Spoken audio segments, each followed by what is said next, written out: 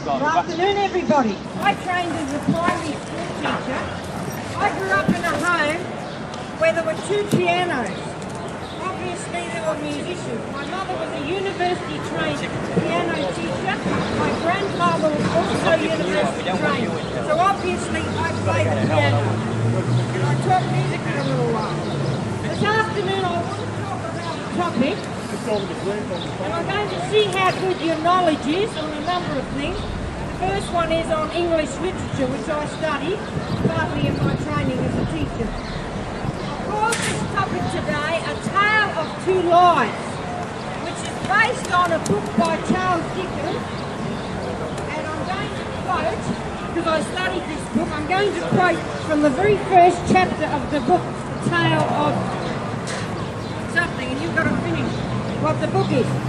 This is what Charles Dickens said. It was the best of times. It was the worst of times. It was the age of wisdom. It was the age of foolishness. Can anybody tell me where those words come from? And it's not the Bible, I can tell you now. Thank you. So that's why I've called my topic this afternoon A Tale of Two Lives. And you may be wondering why I've called it that. And I'm just going to tell you that this afternoon I found out that my father had died. This afternoon I found out that my father had died. 18 months ago my mother died. I spoke at the funeral. I also played the organ. This afternoon I'm going to talk about 2 different lives. The life of my father and the life of my mother. My parents got married in the usual way quite a few years ago.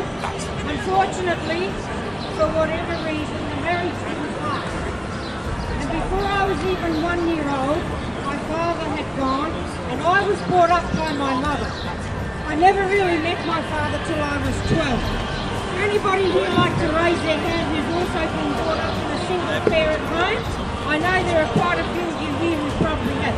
Anybody else who's been brought up in a single parent home, either by just their father or their mother? Put your hand up. The line.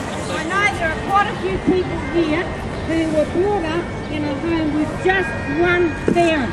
Are you too chicken to put your hand up or what? I don't believe you. I don't believe you. As I said, I'm an ex-school teacher. And in this day and age, there is quite a large percentage of children in primary and secondary school who are living in a home with only one parent. And that's what I did. Now I happened to grow up with my mother. And after my mother's marriage broke up, she was a brilliant pianist. She was university trained, she used to play Chopin. And I grew up listening to all this magnificent music. And I did study music to a certain degree. There's something else I want to tell you about my mother, which was very different, and that's why I've called this talk A Tale of Two Lives. When my mother's marriage broke up, she was obviously very devastated, and, you know, as people are, my husband actually committed suicide 15 years ago. That was a bit devastating. But as the same as in my mother's case, I had something that kept me going, and it wasn't drugs, and it wasn't alcohol. And I didn't have to go to a crutch like that. I had something better and long-lasting, and that was God. I had a Saviour, Jesus Christ. And when my marriage broke down and my husband died, and when my mother's marriage broke up, she started to study the Bible. And the previous speaker was talking about the Bible. And I'm here to tell you that the Bible has sustained me through an absolutely tragic life. I've told you some of the things. I've lost my mother 18 months ago. Today I was told my father died on Friday. Now I'm telling you a bit about my mother. She brought me up with the Bible. Do you think there's anything wrong with that? No, because the Bible is the greatest selling book in the world. I don't care if you don't believe in it, because I read it and I still read it. And it's got some fantastic stuff.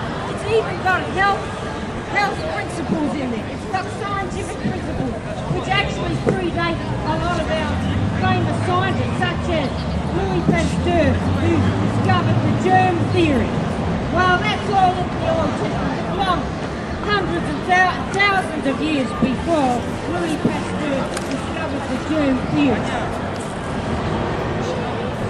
So, as I said, my mother used to read the Bible to me and my brother every day. And we learned a lot. And we learned a lot about literature because the Bible is an excellent piece of literature. I've studied Dickens, I've studied Shakespeare, I've studied Geoffrey Chaucer, very ancient literature, but none of it comes near the Bible. Because the Bible isn't just all only about religion. The Bible contains poetry, prose, health, science, believe me. Don't believe me, get yourself a Bible and start reading it. And then you can come here and argue with me next time I speak. How many people here have actually read the Bible or part of it at any time in their lives? Put your hand up. One. David, come on. David, you've read the Bible, you've even done biblical studies. How many other people? Can I see them? Thank you. Anyone else? So you people have never ever read the Bible, never even read part of it? You have? Right, so my talk today, as I said, is about a tale of two lives. One is the life of my mother, who died 8 years ago. The other is the life of my father. Now, what was the difference between when my mother died? I knew my father was dying. Well, I made a first shot.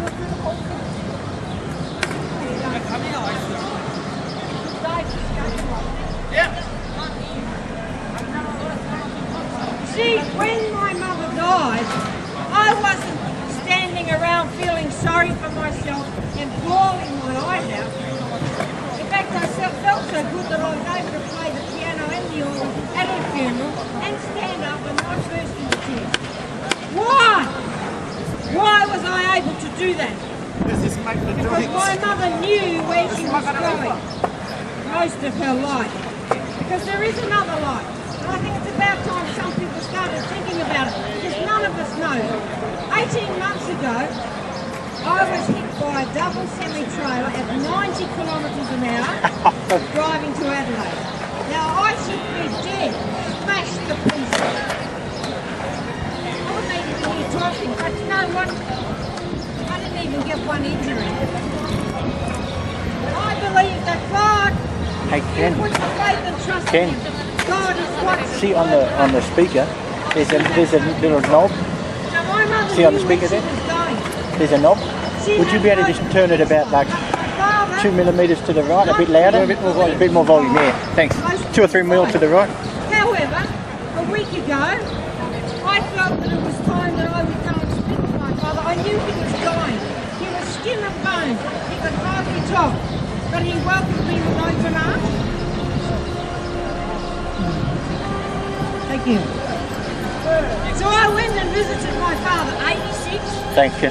I knew he didn't have long to live. I'd only seen him a month before and he seemed quite a lot better, but I could see his deterioration. And I said to my brother, you'd better go and see him. I said to my brother, go and see him last Thursday or Saturday. And my brother took his time. He didn't really have an incentive. And I said, if you don't go and see your father, you will be sorry for the rest of your life. And what happened? He didn't go. My father died. I spoke to my brother today. I didn't even know my father had died till today, as I said. And my brother didn't seem too happy because my brother hasn't lived the kind of life that I have. He's done all the things like, you know, boozing and all sorts of sexual practices. Taking drugs, but his wife has certainly been on drugs for quite a lot. Excuse me, guys, would you just...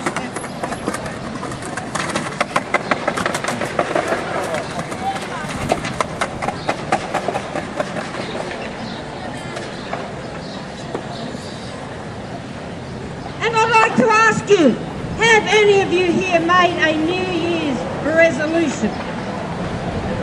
I think perhaps it's a good idea if we do that, but let me say to you this, that it's well known that most New Year's resolutions are rarely kept. And you see, God offers us something better than a New Year's resolution. God offers us the chance to turn our lives around completely, to stop all this crap that we're involved in, because, you see, we all become slaves to things in our lives. You know, people become slaves to things like pornography, drugs, sexual practices which aren't appropriate, and they know it's wrong. Even though they've never read the Bible, they know in their heart that these things are not appropriate and they're not doing them any good, but they can't seem to stop. And you know, people are so critical of us who believe in the Bible, and they say, oh, it's just a crutch. What about all the crap, all the crutches that people have to have, like they can't go anywhere without their booze and their drugs and all that crap? I mean, you know, that's fine, but we're not allowed to read the Bible and have a belief like that. Well, I can tell you right now what I would rather do.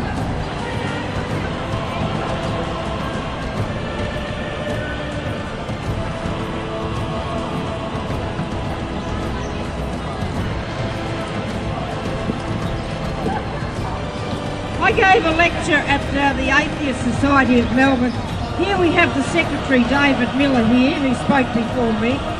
And I actually gave four lectures there, and the first lecture I gave was entitled Evolution, Fact or Fiction? Now I know what 90% of people here believe, and that is that God did not create this universe, that he did not create Adam and Eve, that he did not create every animal, but it all happened through chance, through random selection, through evolution. Well, I've studied quite a lot about that. And on the 6th of February last year, I was listening to a BBC program with a professor from Kyoto University. Now, this professor has been studying the giant salamander of Japan for 40 years. This man knows what he's talking about. And I'd like to quote what this professor, this is not a Christian professor, this is just a professor of science. This is what he said. Salamanders have survived unchanged since the age of the dinosaurs. The salamander fossil is exactly the same as the current salamander. You see, if evolutionists were honest with themselves, they would have to admit that evolution, as it's taught in books and wherever else you might happen to pick it up at school or wherever, is full of hoaxes. You've heard of the Piltdown Man, the Java Man. They've all been found to be hoaxes. They're not skulls of, you know, prehistoric cavemen or whatever. You know, they've been found to be just bits of bone that some scientists sort of created a evolution theory on. And, you know, there are so many arguments against evolution. I haven't got the time and I haven't come prepared with the lecture I gave, but I can give a lot of answers about evolution. I can't answer all your questions, and I'd like to say to you this afternoon that if you want to be released from all these things that people have as slavery in their life, that's why God did send Jesus to this earth, so that we would no longer be slaves to sexual practices that are inappropriate, slaves to drugs, slaves to drinking, that they can't have any social occasion without drinking. I mean, my own brother's wife has to drink every night. She's quite a bit younger than me. Why? What's gone wrong with her life? She's had tragedy. I don't have to drink. I just trust God, and I'm not saying I don't have any problems. I've lots of problems. I just found out my father died today. I mean, what more problems could you have? But I'm not bawling my eyes out about it, because I told my father that no matter what he's done, God can forgive his sins, and he can forgive yours as well as he has done mine. And I'd like to thank you this afternoon for listening to me. Thank you.